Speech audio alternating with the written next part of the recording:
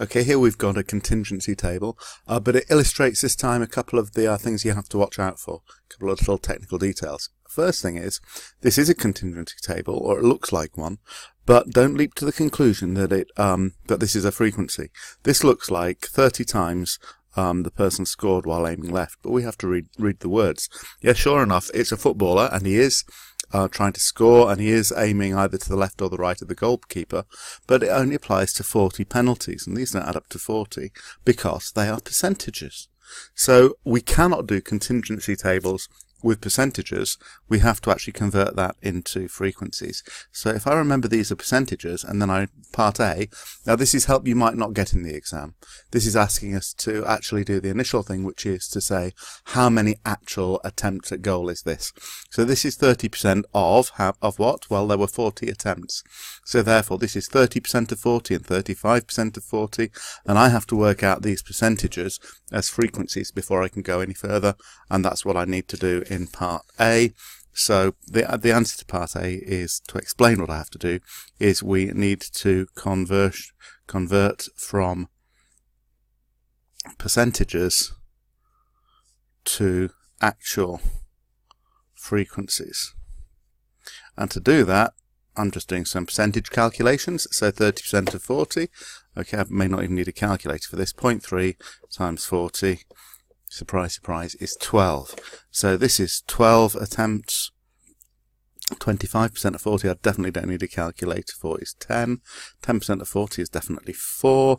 35% of 40 is 14. So here is my frequency version of the contingency table. This is for aim left, this is for aim right, this is for scored, and this is for missed. Okay, I've leapt into that, but actually part B, performing the test, I need to set up my hypotheses. So H0, the null hypothesis, is always nothing interesting is going on. So this is going to be there is no association. And I have to say no association between side aimed and success in scoring. And for H1, remember, this is always for a chi-squared test, some association, never directional. Okay, so with my hypotheses set up, I've already started work on this. This is my actual observed frequencies. I'm now ready to work out my test statistic. So step 2, test statistic. Several stages to this. Firstly is to get the expected frequencies, and I need to work out my totals for my rows and my columns for that. So row totals are 12 plus 10 is 22, 14 plus 4 is 18. These add up to 40, which is just as well, because I was told that the total number of penalties was 40. Okay, and column totals are going to be this plus this is 26, that plus that is 14. Okay, so now for my expected frequencies, okay, the formula is row total times column total divided by grand total, ignoring the original contents of the observed frequencies.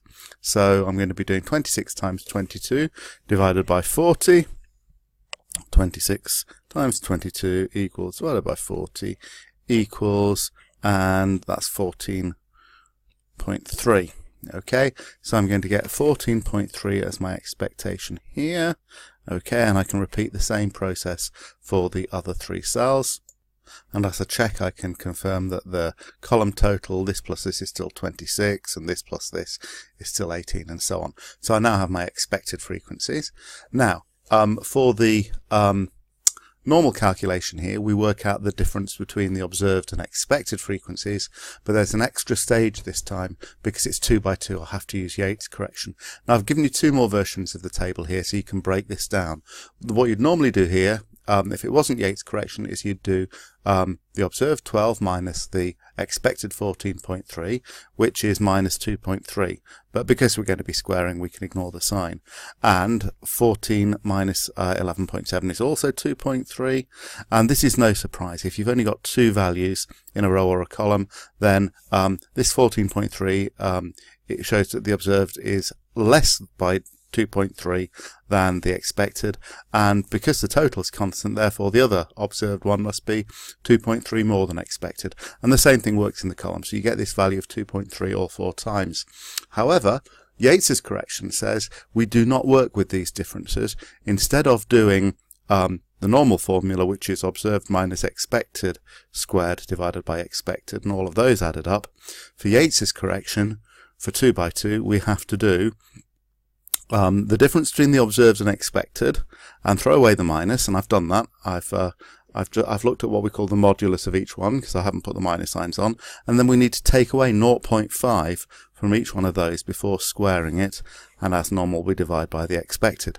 So in each case here, when I take away the 0.5, and it always will be 4 numbers the same, and you always will get the same result after taking away the 0.5, I'm going to get 1.8, because 2.3 minus 0.5 is 1.8. And that's going to happen 4 times.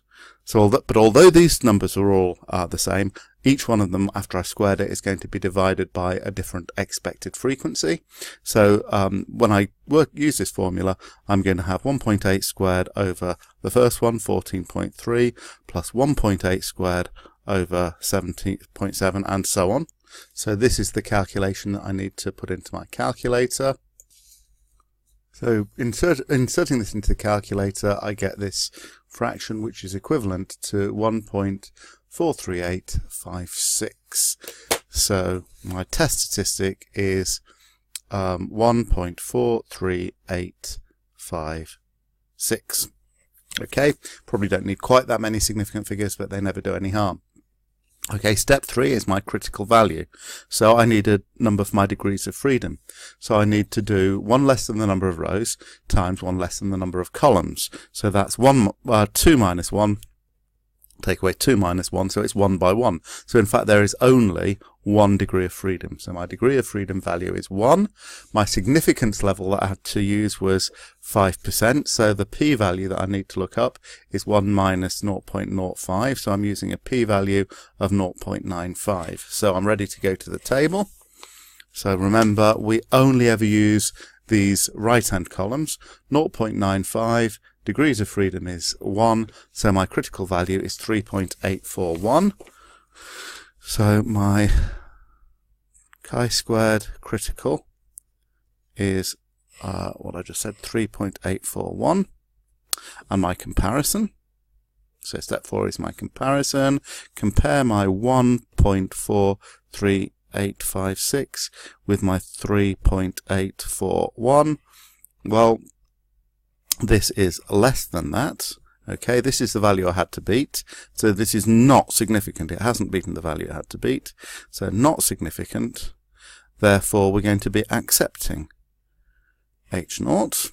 Okay. So that's my conclusion, but it's not in context. I now need to state my conclusion in context. So we say, because we're accepting H0, it is that there is no evidence of something. There is no evidence, and state your significance level at the 5% level to conclude there is an association between the two things. And we need a conclusion in context, so we need to say between what and what. So we're going to say side aimed and success in scoring. So it's a little bit tedious to keep writing out the context, but it is required, and that's the way to safely get all the marks.